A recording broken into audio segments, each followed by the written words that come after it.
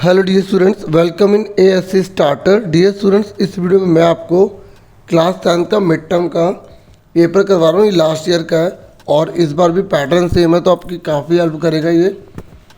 और इसमें मैं आपको क्वेश्चन पेपर के साथ साथ इसके आंसर भी समझाऊंगा और इसमें मैं आपको ऑफिशियल आंसर की जो है ना वो भी दिखाऊंगा। ठीक है, तो इसमें पहला क्वेश्चन बोला गया, which is getting oxidized in the given reaction. ये जो आपको रिएक्शन दे रखा है, इसमें कौन जो ऑक्सीडाइज हो रहा है, हिंदी में बोल रहे हैं दिए गए समीकरण में किसका ऑक्सीकरण या उपचयन हो रहा है। देखो, जिसमें ऑक्सीजन जुड़ जाती है ना, उसे हम बोलते हैं ऑक्सीकारक। तो आप ध्यान देखो, जो Fe है, Fe मतलब आयरन, आयरन में जो ऑक्सीजन जुड़ रही है, जो राइट में जो गोला मैंने मारा ना, ये प्रोडक्ट कहलाता है। तो प्रोडक्ट में देखना पड़ता है कि कौन जुड़ रहा है। तो Fe जो है, यहाँ से देखो, ये Fe3O4 हो गया, तो Fe में O जुड़ गया है, इसलिए हम इसको बोलेंगे जो Fe है वो ऑक्सीकारक है। ठीक है, यानी कि उपचयन है, इसलिए इसका आंसर जो है वो ए हो जाएगा।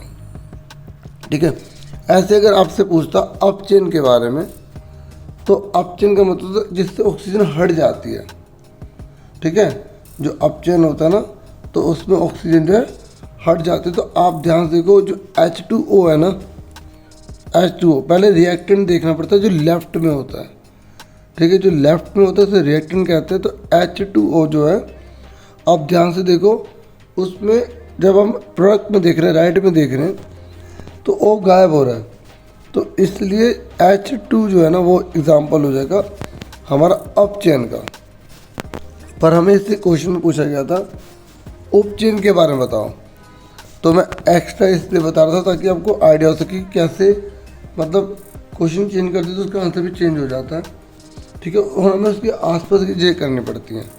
ठीक है, तो Fe में O जुड़ा था, इसलिए Fe3O4 O जुड़ा है, इसलिए उसे हम उपचयन कहेंगे। ये हमारा आंसर आ गया। ठीक है, अब सेकंड क्वेश्चन देखिए। सेकंड में बोल रहे वायु के संपर्क में आने पर Ag पर काली परत आ जाती है, वह है when Ag is expose to air it gets a black coating of. देखो, जब Ag को यानी कि हम सिल्वर को हम एनवायरनमेंट में रखते हैं, हवा में रखते हैं, तो उस पर जो ब्लैक लेयर जम जाती है, तो उसकी जो वैल्यू है वो क्या है, उसकी वैल्यू है Ag2S। ठीक है, तो इसका आंसर क्या हो जाएगा, बी हो जाएगा। ओके, तो आपको ये अच्छे से पता होना चाहिए। जैसे अगर आपसे पूछ ले कि आयरन है, आयरन को अगर हम एयर में रखते हैं, मॉइस्चर में, तो उस पर जो लेयर जम जाती है, तो उसका क्या फॉर्मूला होता है, या क्या उसको कैसे एक्सप्रेस किया जाता है, ये आप कमेंट बॉक्स में मुझे बताना है। अब थर्ड क्वेश्चन देखो, ये कह रहा है थर्ड में, इनमें से किस लवण का pH मान सबसे कम है। Which of the following salt has a minimum pH value. आपने pH वैल्यू में पढ़ा होगा ना, बीच में 7 होता है, और 7 से अगर हम लेफ्ट में जाएंगे तो एसिड, 7 से राइट में जाएंगे तो बेस। तो जो अमोनियम सल्फेट होता है ना, ये इसका आंसर है। इसकी मिनिमम वैल्यू होती है 4.5-5 के आसपास होता है ये। ठीक है, जबकि बाकी को हम देखें, सोडियम क्लोराइड तो 7 पर हो गया, न्यूट्रल हो गया। पोटेशियम सल्फेट देखें, वो भी 7 पर होता है, यानी कि सी की बात कर रहा हूँ। और ए जो है सोडियम हाइड्रोजन कार्बोनेट, इसकी वैल्यू 8 के आसपास होती है, तो इसलिए इसका आंसर जो है वो क्या होगा, ए होगा। क्लियर हो गया। अब उसके बाद है फोर्थ क्वेश्चन। देखिए, उसके बाद यहाँ पर फोर्थ क्वेश्चन है, ये कह रहे हैं कि अगर कैल्शियम हाइड्रोक्साइड को हम CO2 के साथ रिएक्शन करवाते हैं तो एक सॉल्ट बनता है, उस सॉल्ट का नेचर क्या होगा। देखो, जब अपनी फर्स्ट बुक में देखोगे तो इसके साथ रिएक्शन करेंगे ना, तो कैल्शियम कार्बोनेट बनेगा, और ये जो है ना बेसिक नेचर का होता है। ऐसे आपको बताना पड़ेगा, हिंदी में आप बताओगे क्षारक प्रकृति का होगा। फिर नेक्स्ट पूछ रहा है कि आपको नॉन मेटल का एग्जांपल देना है जो लस्ट्रस होता है। तो आप नॉन मेटल में ग्रेफाइट बता सकते हैं, आप डायमंड बता सकते हैं, आप आयरन बता सकते हैं। ये कह रहा है ऐसे दो मेटल बताओ जिसे हम चाकू से काट सकते हैं। तो सोडियम है, पोटेशियम है, लिथियम है। फिर ये कह रहा है एम्फोटेरिक ऑक्साइड का एग्जांपल दो। अब हम क्या करते हैं, डेफिनेशन कर लेते हैं, एग्जांपल करते नहीं है। तो एम्फोटेरिक एग्जाम्पल इसका एल्यूमिनियम ऑक्साइड बोल सकते हो आप इसका जिंक ऑक्साइड बोल सकते हो। ठीक है, एम्फोटेरिक वो होते हैं जो एसिड और बेस दोनों के साथ रिएक्शन कर जाते हैं। ठीक है, तो फिर ये कह रहा है, समझ में आ गया ना, उभयधर्मी किसे कहते हैं, जो अम्ल और क्षार दोनों के साथ अभिक्रिया करते हैं। फिर सातवां कह रहा है कि ये जो न्यूट्रिशन का जो मोड है ना नीम के पेड़ का, ये कौन सा है। तो देखो मोड ऑफ न्यूट्रिशन कौन कौन से होते हैं, एक ऑटोट्रॉपिक होता है ना, हाइड्रोट्रॉपिक होता है, और पैरासाइट्स होते हैं, सैप्रोफाइट्स होता है। तो आपसे पूछे यहाँ पे मोड ऑफ न्यूट्रिशन कौन सा है। अब देखो जो नीम का पेड़ अपना खाना खुद ही तो बनाएगा, तो ये क्या हो गया, ऑटोट्रॉपिक हो गया। ठीक है, यानी कि स्वपोषी हो गया। और देखो हिंदी में ये कह रहा है कि जो पोषण है ना उसके कौन कौन से तरीके होते हैं। तो स्वपोषी होता है, विषमपोषी होता है, मृतजीवी होता है, परजीवी होता है। तो नीम का पेड़ स्वपोषी है, और जो फवा का ये फफूंद है ना, तो ये मरे को खाती है, तो इसलिए इसे मृतजीवी कहेंगे, इंग्लिश में सैप्रोफाइटिक कहेंगे। ठीक है, आप लास्ट में ना, सबसे लास्ट में वीडियो में आंसर की देख सकते हैं, उसमें रिटर्न में भी अभी समझा रहा हूँ और आंसर बता रहा हूँ। फिर ये कह रहा है कि ये पेरिस्टाल्सिस मोमेंट क्या होता है। देखो जब हम कुछ खाते निकलते हैं तो हमारी जो अंदर की जो मसल्स होती है ना, वो कॉन्ट्रैक्ट होती है फिर रिलैक्स होती है, कॉन्ट्रैक्ट होती है फिर रिलैक्स होती है, उसी को बोलते हैं क्रमाकुंचन। ठीक है, तो rhythmic contraction in the muscles of lining of alimentary canal. ठीक है, जब एक लगातार हमारी जो श्वास नली होती है वो सिकुड़ती है, फैलती है, तो उसको हम क्या बोलते हैं, पेरिस्टाल्सिस मोमेंट कहते हैं, क्रमाकुंचन कहते हैं। फिर देखो यहाँ पर इसने एक पिरामिड तैयार कर दिया, ये पूरा टॉपिकल लेवल बना रखा है। तो इसने बोला कौन सा टॉपिकल लेवल मैक्सिमम एनर्जी होगी उसके पास, तो जितना नीचे होगा उसके बाद मैक्सिमम एनर्जी होगी। ठीक है, ये तो पता है ना आपको, इससे एनर्जी इसके बाद जाएगी 10%, फिर 10% जाएगी, हाँ है ना। तो इसलिए इसका आंसर क्या आएगा, T1। ठीक है, इसने बोला था अधिकतम ऊर्जा किस पोषक स्तर पर उपलब्ध है, सबसे ज़्यादा एनर्जी किस पे है, इस पे, क्योंकि इसी की एनर्जी आगे ट्रांसफ़र हो रही है। अच्छा, ऊपर वाला नहीं करोगे तो नीचे वाला कर सकते हो। ये कह रहा है कि जो इकोलॉजिकल सिस्टम है तो उसमें फ्लो ऑफ एनर्जी को आपको शो करके दिखाना है। ठीक है, तो ये आप बुक में से देख लेना, जो बुक के चैप्टर में बना हुआ है ना, तो बुक में आपको एक्सरसाइज चैप्टर पुराने वाली बुक में 15.4 में दिख जाएगा। उसके बाद नेक्स्ट है, एक लेंस अपने सामने किसी भी स्थान पर रखी वस्तु का सीधा प्रतिबिंब बना रहा है, तो lens forms an erect image बना रहा है। तो इरेक्ट इमेज, ये लेंस की बात कर रहा है, तो सीधी इमेज किस में बनती है, जो कॉनकेव लेंस होता है उसी में तो बनती है। तो अब तक लेंस इसका आंसर आ जाएगा, सीधी इमेज। देख लो आपने जैसे याद किया ना वैसे ही नहीं पूछ रहे, इसलिए पेपर थोड़ा मुश्किल लगता है बच्चों को। स्नेल का लो जो है साइन आई अपन में साइन आर होता है। ठीक है, तो ये आप बुक में आपके मिल जाएगा, जो आपको लाइट वाले चैप्टर है ना उसी में मिलेगा। नहीं तो 10th क्लास की जो आपकी बुक है उसमें आपको, पुरानी बुक में आपको जो है 10th चैप्टर में मिल जाएगा। ठीक है, उसके बाद ये ना स्नेल का जो लो है ना, ये लॉ ऑफ रिफ्रैक्शन के अंदर आता है। तो जो लॉ ऑफ रिफ्रैक्शन है ना, एक देखो, एक होता है लॉ ऑफ रिफ्लेक्शन और एक होता है लॉ ऑफ रिफ्रैक्शन। तो आपको लॉ ऑफ रिफ्रैक्शन की कैटेगरी में मिल जाएगा, और आप लॉ ऑफ रिफ्रैक्शन भी अच्छे से कर लेना। देखो यहाँ पर बता रखा है और वाले क्वेश्चन में कि ये कन्वर्जिंग मिरर है, मिरर है, शीशा है। ठीक है, तो 2 सेंटीमीटर इसकी ऊंचाई है और 4 सेंटीमीटर इसकी परछाई बन रही है, तो इसका आवर्धन आपको निकालना है। तो अगर आप इसका एम निकालोगे ना तो कन्वर्जिंग में तो आपको मैं बता दूं कि फॉर्मूला इसका अगर हाइट दे के तो एच डैश अपन में एच होता है, तो एच डैश 4 है और एच 2 है, माइनस लगा दो तो कितने का आ गया, माइनस का 2 आ गया बस। फिर ये कह रहा है कि हमारा निकट का और दूर का बिंदु कौन सा है। तो जो निकट का बिंदु होता है वो तो 25 सेंटीमीटर होता है, दूर का जो होता है वो इन्फिनिटी होता है। फिर ये कह रहा है किस घटना की वजह से सूर्य जो है वो 2 मिनट बाद 2 मिनट पहले आता है। तो आपको एक नंबर का आएगा तो आप एटमॉस्फेयर रिफ्रैक्शन लिखेंगे, वायुमंडलीय अपवर्तन लिखोगे। क्या लिखोगे, वायुमंडलीय अपवर्तन। अब उसके बाद नेक्स्ट है, ये कह रहा है कि अंतरिक्ष में किसी व्यक्ति को आकाश काला क्यों दिखाई देता है। आप बोलोगे क्योंकि वहाँ पे एटमॉस्फेयर नहीं है, वहाँ पे स्कैटरिंग ऑफ लाइट नहीं हो पाती, no scattering due to the absence of atmospheric particles. फिर उसके बाद नेक्स्ट है, ये असर्शन और रीज़न वाले होते हैं। आपको पहले देखना होता है कि दोनों सही हैं गलत हैं, फिर उसके बाद अगर सही होते हैं ना दोनों, तो नीचे वाला देखना पड़ता है कि नीचे वाला क्या ऊपर वाले का रीज़न है।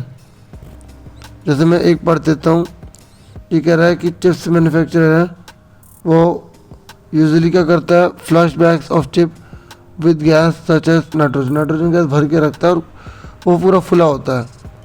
ये कह रहे नाइट्रोजन इसलिए भरी जाती है क्योंकि वो एसिडिटी से बचाती है, मतलब ख़राब होने से बचाते हैं। क्या दोनों सही हैं, दोनों सही भी हैं और नीचे वाला रीज़न है ऊपर वाले का, तो इसका आंसर ए लिख देंगे। ऐसे करना होता है।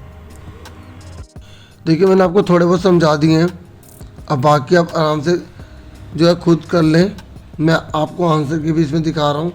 और एक बात आपको और कहूँगा कि जैसे इसमें ठीक है, बाकी वैसे आपको पता होना चाहिए जो मेटल होते हैं ना, मेटल तो जैसे KLMN आपने पढ़ा होगा ना 9th क्लास में, तो जो मेटल होते हैं ना उनका जो लास्ट का जो पार्ट होता है ना वो, मतलब ये KLMN होता है ना लास्ट का पार्ट 4 से कम होता है।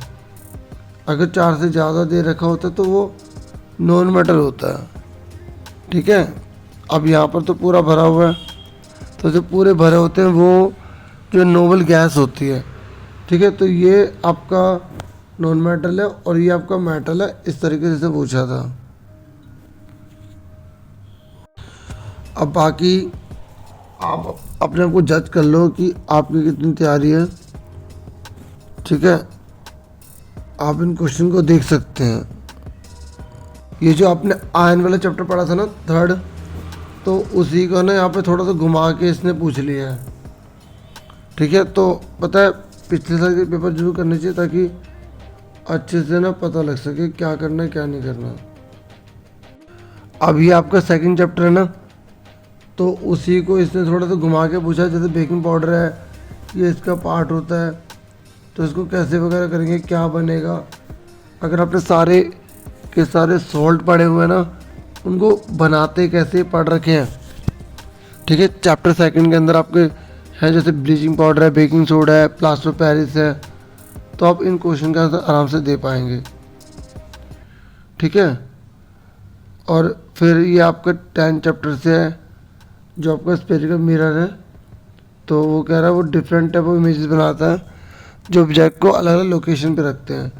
तो अगर अलग अलग लोकेशन पे अलग अलग इमेज बन रही है तो आप खुद सोचो, जो आपका कॉनकेव मिरर है, अवतल दर्पण है, उसमें आप देखो 6 प्रकार के चित्र बनते हैं। उत्तल में अंदर की तरफ होता है और केवल 2 चित्र बनते हैं, एक अनंत वाला और एक कहीं भी रख दो। तो ये कह रहा है बार बार बार बार जो है नए बनते हैं, तो ये क्या है, कौन सा मिरर है। ठीक है, तो हमें पता लग गया कि ये कौन सा कॉनकेव मिरर है। ठीक है, जब वस्तु को अवतल दर्पण, देखिए ये तो अब यहाँ पर थोड़ा हिंट इसने दिया ना, अब इनके बेसिस से क्वेश्चन बताने हैं आपको। ठीक है, क्वेश्चन नंबर आपका 19 है। तो ये कह रहा है कि मैं पढ़ देता हूँ एक आधा। When the object is place at the centre of curve, जब सी पर पड़ता है तो सी पर ही तो इमेज आती है, तो सेम साइज हो जाता है ना, हाँ या ना, तो इसका मतलब सेम साइज ऑफ ऑब्जेक्ट। ये कह रहा, अब कह रहा अगर मान लो आप दूर खड़े हो लेकिन आपकी फ़ोटो बिल्कुल सीधी बन रही है, तो देखो अगर आप दूर खड़े हैं और फोटो सीधी बन रही है तो वो कौन सा दर्पण होता है? या तो वो होता है प्लेन मिरर, ठीक है, या होता है वो उत्तल दर्पण। अब यहाँ प्लेन मिरर तो लिखा ही नहीं है, लिखा हुआ है प्लेन मिरर लिखा हुआ है, लेकिन यहाँ पर फिर हमें चेक करना पड़ेगा कि क्या प्लेन मिरर के लिए बोला गया या हमें कॉन्वेक्स के लिए बोला गया है। आप चाहें दर्पण से जितनी दूर खड़े हो आपका प्रतिबिंब सीधा प्रतीत होता है, दर्पण समता होगा। अब देखो हम जितनी मिनट दूर खड़े हो जाए तो जो प्लेन मिरर है उसमें भी ऐसे होता है और कॉन्वेक्स में तो होते होते, तो ये दोनों सही है। तो ये लिखा आंसर यहाँ पर, तो डी पर टिक कर देंगे, ठीक है। तो अब डियर ये क्वेश्चन दिखा रहा हूँ, आप आंसर लास्ट में आपको दिखा देता हूँ, फिर आप ये पहले देखें, फिर ट्राई करें, फिर अपना आंसर लास्ट में मैच कर लें, ठीक है। तो देखो ऐसे ही क्वेश्चन बनते हैं और ऐसे अब और इसके आसपास जो क्वेश्चन आया ना, तो जैसे आप चैप्टर 6 देख रहे हैं तो इस चैप्टर 6 के आसपास के क्वेश्चन अच्छे से कर लो। जैसे इसमें इम्प्लीफिकेशन आपका आ जाता है, हम जो इम्प्लीसीकरण होता है ना वो आ जाता है। ये बोल देगा कि जो जठर ग्रंथि है उसमें कौन कौन सी एसिड वगैरह फॉर्मेशन होती है, किसको किस में बदलता है, ठीक है। आपसे पूछ लेगा कि जो हमारी स्मॉल इंटेस्टाइन है, ठीक है, ये गैस्ट्रिक जो ग्लैंड है उसमें कौन सा जूस वगैरह बनते हैं और कौन किसको कन्वर्ट करता है। अब देखो ब्रेन वाले जो चैप्टर में कैसा क्वेश्चन है आप ये देख सकते हैं यहाँ पर, ठीक है। आपका जो यहाँ पर डिकम्पोजर वाला दिया ना, आपसे क्योटो प्रोटोकॉल पूछ सकता है, जो ओजोन लेयर को सेफ्टी के लिए कहा गया था, मैं CFC का प्रोडक्शन और ज़्यादा नहीं करेंगे, तो वो क्योटो प्रोटोकॉल था। आपसे ट्रॉपिकल लेवल पूछ सकता है, फूड चेन पूछ सकता है, फूड वेब पूछ सकता है, ठीक है। अब जैसे यहाँ पर इस क्वेश्चन में न्यूमेरिकल दिया है, इससे मतलब आवर्धन 3 है, वो भी -3 है, तो आप बताओ जब -3 है तो वो क्या इंडिकेट करेगा, ठीक है। और इन्हें मिरर बोला है तो इसका मतलब सिंपल सी बात है, कौन के मिरर होगा, अवतल होगा, ठीक है। और इमेज क्या होगी, उल्टी होगी -3 आप देख सकते हो। तो 4 जानकारी आपको देनी है, तो 4 पॉइंट आपको जो बता दो कि भाई कॉनकेव है, रियल होगी, इन्वर्टेड होगी, बड़ी इमेज है, मैग्नीफाइड है, और सी से पीछे होगा तभी ऐसा हो सकता है। मैं बना देता हूँ ताकि आपको थोड़ा सा पता लग जाए। ये आपको ऐसे रफ में बनाना है, ये एफ हो गया, सी हो गया। अगर हम ऑब्जेक्ट को यहाँ रखेंगे एक लाइन सीधी जाएगी और ये एफ से टच होकर चली जाएगी। 1 मिनट, ये ना मैं रफ, ये एफ से चली गई। और दूसरी जो है हम क्या करते हैं, इस पर पी पे डाल देते हैं, पी पे डालेंगे तो पी से ही वापस हो जाएगी, ठीक है। तो इसको थोड़ा आगे से कर दो तो ये आगे देखो, तो जो इमेज बन रही है यहाँ से यहाँ तक देखो, ये सी से पीछे जा रही है ना। तो ये चैप्टर जो आपका है लाइट वाला चैप्टर, उसमें आप देखोगे ना आपको पता लग जाएगा। अब बाकी ये क्वेश्चन है, इनको आप देख लो और अच्छे से प्रैक्टिस कर लो, जो आसपास की चीज़ें आई हैं वो बता देना, ठीक है, तो कर लेना। थोड़ा टाइम की मेन प्रॉब्लम थी, नहीं तो मैं आपको बहुत अच्छे से एक्सप्लेन कर देता, ठीक है। ये मैंने क्वेश्चन पेपर आपको पूरा दिखा दिया। अब जैसे इसमें लॉन्ग साइटेडनेस आया ना, तो आप शॉर्ट साइटेडनेस, प्रेस बायोपिया, ठीक है, और जो आँख में हमारे सेलरी मसल है, रेटिना है, ठीक है, पावर एकोमोडेशन हो गया, और स्टार को टिंकल करते हैं, ये 2-4 जो जैसे इंपॉर्टेंट क्वेश्चन बार बार रिपीट हुए ये वाले देख लेना। अब ना आंसर देख लो आप, डियर ये आंसर की है, आप आराम से देख सकते हैं।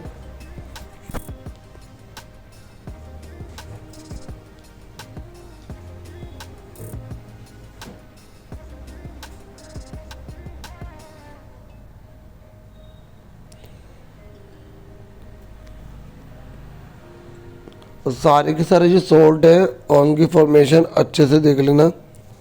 और ज़्यादातर जैसे क्वेश्चन ये वाला आ जाता है जो आपका जो 3rd चैप्टर है, तो उसमें आपसे पूछ लेगा ठंडे पानी से रिएक्शन करने वाले, ठीक है, वार्म से करने वाले, ठीक है, जिनको मिट्टी के तेल में रखा जाता है। रिएक्टिविटी टेबल अच्छे से पता होनी चाहिए आपको। लॉ ऑफ रिफ्रैक्शन, और यहाँ से डांसर में जाएगा तो क्या होगा, ठीक है। और जो एक एंगल ऑफ प्रिज्म इस तरीके से बना होता है ना, जिसमें सारे एंगल और प्रिज्म एंगल और डेविएशन आपको बताना होता है, वो आपको पता होना चाहिए। सबसे कम रंग कौन सा झुकता है, सबसे कम जो रंग है वो आप जानते होंगे कि लाल झुकता है, क्योंकि उसकी वेवलेंथ बहुत ज़्यादा होती है। जो वॉयलेट कलर होता है उससे 1.8 टाइम्स होती है ना। ये आपको सारी बातें पता होनी चाहिए। देखिए एक बात मैं और बोलूँगा कि जो मैंने अभी आपको क्वेश्चन पेपर आंसर की दिखाई है, इसका PDF आप टेलीग्राम पर ले लेना, ठीक है। तो टेलीग्राम को आप ज्वाइन कर लेना, और टेलीग्राम चैनल का नाम ASC स्टार्टर के नाम से ही है जो आप यूट्यूब पे देख रहे हैं। आप व्हाट्सएप पे भी ASC स्टार्टर अवेलेबल है, ठीक है। तो जो चैनल बना हुआ ना व्हाट्सएप पे ASC स्टार्टर के नाम से, तो वो भी आप ज्वाइन कर सकते हैं। Thank you.